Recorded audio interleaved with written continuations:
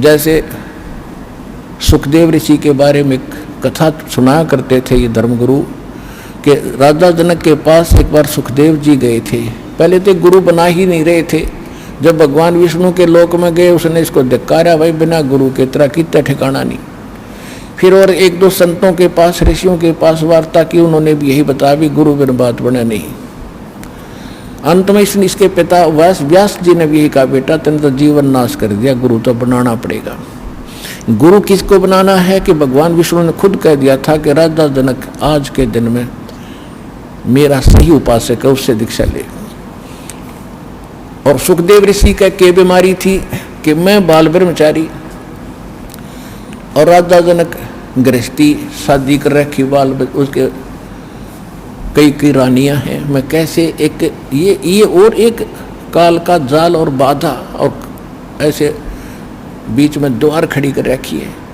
जिसने थोड़ा सा संसार से हटकर कोई ब्रह्मचारी सा बन गया, लाल लूल लत्ते पैर लिए, वो ने सोचा तो इनते ऊपर राम हो गया, इससे हटकर बड़ा पता नहीं क्या बन गया, चौधरी पाए क्या। तो उसके मन में ये भी समस्या आ गई कि कहते हैं राजा जनक गृहस्थी भाई और कैसे शीश निवाऊं जाई। अब गुरु बनाना है तो मत्था भी टेकना पड़ेगा। सुखदेव बोले ज्ञान विवेका, हमने स्त्री का मुंह नहीं देखा और राजा जनक गृहस्थी भाई और कैसे शीश निवाऊं जाई।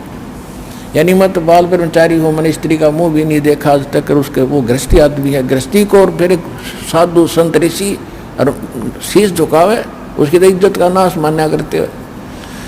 तो सभी ऋषियों ने बता दिया भाई या तो भगवान की बात मान ले, जो उसने कहा कि राजा जनक से नाम ले ले, अब और गुरु बनाने का भी कोई फायदा नहीं, तो बेसिक बात बिगाड़ अपनी। और नहीं ऐसा करेगा तो तू गधे की योनि में जाएगा।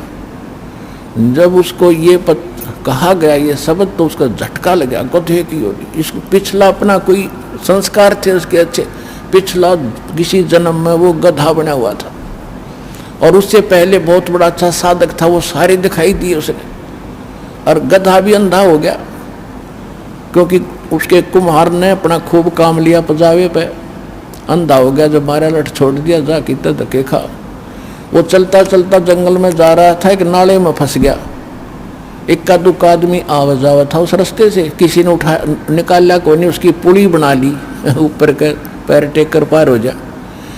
वो हफ्ते 10 दिन में भुगत कर प्यासा भूखा मरा, वो उसके सामने घूम रहा था।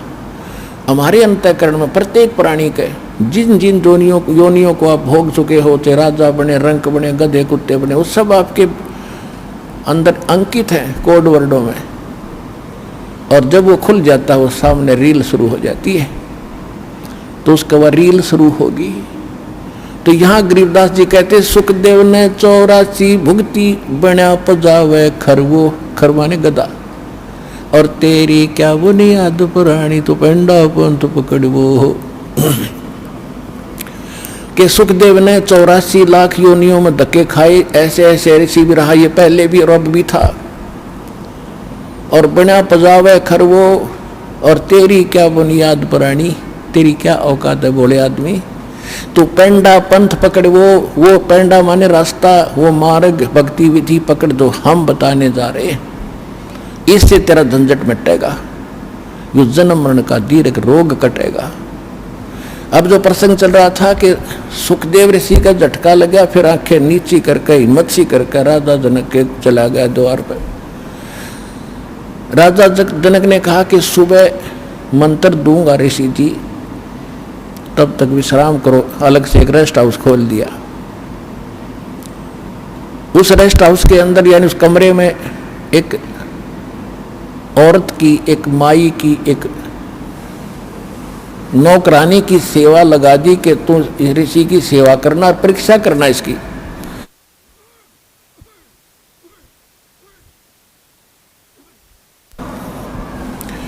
इसकी परीक्षा करना जो राजा जनक ने बताई थी, उसने उसी तरह ऋषि की का बेड आसन लगा दिया चारपाई पे, और ऋषि जी जब उस पर लेट गए तो वह माई जा करके उसके चारपाई पर बैठ गई। तो ऋषि जी एकदम उठ के और चारपाई के ऊपर को 2 फुट से दूर ऊपर को हो गया, और उसने थोड़ा सा निकट जाने की चेष्टा की। वो चारपाई से उठकर दूर खड़ा हो गया और कहा, माई साधु संतों की खाट पर नहीं बैठा करते, आप बाहर बैठो, या अच्छी बात नहीं तेरी। तो उस माई ने सुबह बताया कि महाराज आदमी बिल्कुल खरा है राजा जनक को, कि इसने मुझे टच भी नहीं करने दिया, इतना यानी जती आदमी है।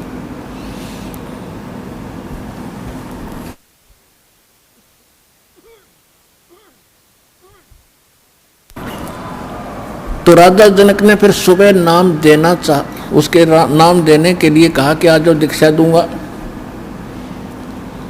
सामने आसन बैठा था नीचे, और राजा जनक ने कहा अपने नौकरों से कि मैं स्नान करूंगा गर्म पानी तक, और मेरा गर्म पानी करो। अब उन नौकरों ने जला कर चूल्हा वहीं पर और धर के एक बड़ा डेग सा वो पतीला और लकड़ बाल दिए, तो पानी ऐसे उबड़ा जैसे जलेबी तार त्याण उबाड़ा करें पात ने, और उसके साथ में स्नान करने का पाटड़ा डलवा लिया उसके कति उबलते के साथ में। और अपनी जो प्रथम मुख्य रानी थी, पटरानी जिसको कहा करते हैं, अन्य रानियों में बड़ी पत्नी, जो प्रथम जिससे विवाह होता था वो कुछ सुपीरियर मानी जाती थी, और उससे कहा कि मुझे स्नान करा। वरोध सेवा करा करती स्नान कराने की। तो वह क्या करती है कि उबलते पानी में तो जैसे चाय बनाया करे ऐसे उबला करे, उसमें से लोटा भरे और राजा जनक की चोटी में डाले और हाथ के नुआवे, और ऋषि जी न्यू हुआ पाछे उजड़ गया। पानी उबलता जल डाल रहे थे राजा जनक पे, और सुखदेव शुक्ड़ा बैठा बैठा अकेले जल गया। तो पर राजा जनक ने तब उसकी फड़क निकालने के लिए कहा कि ए व्यास के बेटे, यदि तू अपने आप को जति और ब्रह्मचारी मानता है और हम गृहस्थियों को तू घटिया मानता है, हमारे पास कोई भक्ति नहीं है, तो बेटा मेरे स्नान करने के बाद इस गटर में जो पानी का नाली में, तो इसमें उंगली दे के दिखा दे, आजा एक बार चेक कर। इसने बोला मैं ना दूँ, जल जा मेरी सारी उंगली। कहते हैं राजा भी हंसे दई जब तारी, हर में स्नान करावे नारी, और ऐसा योग कमाया पूता, क्या हुआ जो इंद्रिय धूता। इन इंद्रियों के कंट्रोल करने मात्र से मोक्ष नहीं है। ठीक है, दुराचार बुरा है, लेकिन भक्ति साधना से, उस यथार्थ साधना से मोक्ष होगा। तो राजा जनक के पास, राजा जनक कौन थे? ये नानक देव जी वाली आत्मा थी, और यही राजा जनक सतयुग के अंदर अम्बरीश राजा थे। उस समय भी एक नंबर के भगत थे विष्णु तक के। त्रेता युग में भी राजा जनक विष्णु के पुजारी थे। और युग काल कैसे जुल्म करता है। राजा जनक ने बहुत ज़्यादा यज्ञ की, हजारों हजारों यज्ञ की, 100 मन घी की अपने जीवन काल में। उन पनों का उसके पास संग्रह हो गया, और इसी को ये मान लेते मोक्ष हो गया। और जैसे ये जाप इनके पास था ओम नाम का, वो करते ही रहे विष्णु जी का। जो वैसे परमात्मा इन सबको मिलते हैं। राजा जनक को भी बालक मिले थे, राजा अम्बरीश को भी मिले थे, क्योंकि बच्चे उसके हैं। तो इसको उसको हरियम नाम दे रखा था। किसको? राजा जनक को, और हरियम नाम विष्णु का। तो जब वो, अब यहाँ जो कहने का जो प्रसंग था कि जैसे हम सुनते, फिर उससे क्या प्रसिद्धि होगी उस सुखदेव ऋषि की कि वो बड़ा ब्रह्मचारी आदमी है, जति आदमी है, और उसको टच भी नहीं होने दिया। बड़ी प्रसिद्धि हुई इसकी।